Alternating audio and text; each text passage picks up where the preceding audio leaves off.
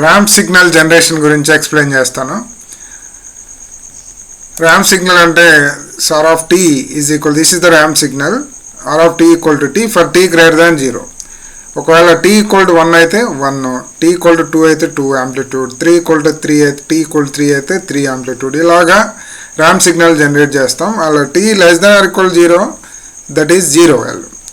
అలాగే ramp signal for discrete సిగ్నల్స్కి అయితే ఆర్ ఆఫ్ ఎన్ తో డినోట్ చేస్తాం, that is equal to N for N greater than 0. So ఇక్కడ n greater than 0, so n greater than 0, n equal to 1 అయితే 1, 2 అయితే 2, 2 దగ్గర amplitude, 3 దగ్గర యాంప్లిట్యూడ్, 4 దగ్గర amplitude, depends on the n value.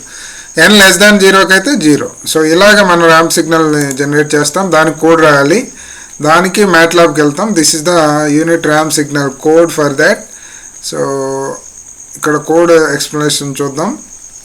So కోడ్కి వచ్చేవరకు this is the code for that. You can say this 2 times are not required here. ఒకసారి రాస్తే సరిపోతుంది. ఇవి క్లోజ్ చేయండి, clear all, close all figures and windows. And then t equal to 0 to 1 నేను mention చేస్తున్నాను.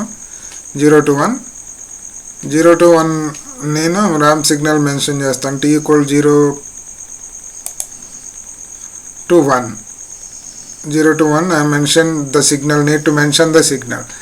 ఏం signal అది? Ramp signal y7 అనుకుంటున్నాను. y7 equal to t.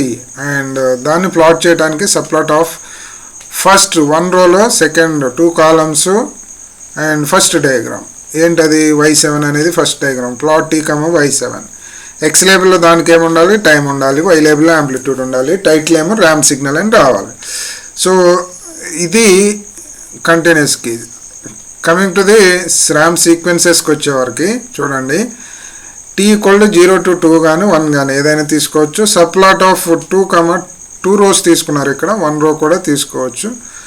Single రోలో సెకండ్ డయాగ్రామ్, సెకండ్ 2 కాలమ్స్లో సెకండ్ డయాగ్రామ్. ఏంటది? y1 అనుకుంటున్నాను నేను, that is equal t. Stem t, t. x లేబుల్లో శాంపిల్స్ రావాలి, y లేబుల్లో యాంప్లిట్యూడ్ రావాలి. అలాగే ర్యాంప్ సిగ్నల్ అనే టైటిల్ రావాలి. ఇలా కోడ్ రాస్తాం. దీనికి మ్యాట్లాబ్ ఓపెన్ చేయాలి. ఫస్ట్ ఓపెన్ చేసినప్పుడు మనకి విండోస్ వస్తాయి. ఇలాగే విండోస్ వచ్చినప్పుడు న్యూ విండో తీసుకోండి. ఇవన్నీ old Windows. Unit step impulse అనేది లాస్ట్ ప్రోగ్రామ్స్.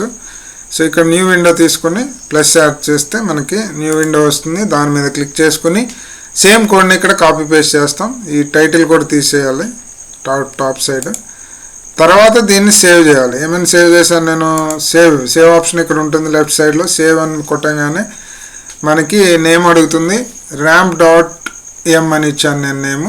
ఎనీ ఫోల్డర్లో ఏదైనా డాక్యుమెంట్స్లో, డి డ్రైవ్లో, ఎనీ ఫోల్డర్లో మనం సేవ్ చేసుకోవచ్చు. సేవ్ చేసిన తర్వాత టాప్ సైడ్లో మనకి రన్ అనే ఆప్షన్ ఇది ఇక్కడ ఉందో చూడండి, గ్రీన్ బటన్ ఉంటుంది. దాని మీద క్లిక్ చేయాల్సి వస్తుంది, క్లిక్ చేయాలి.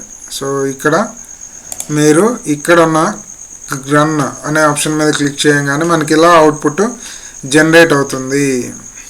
చూడండి,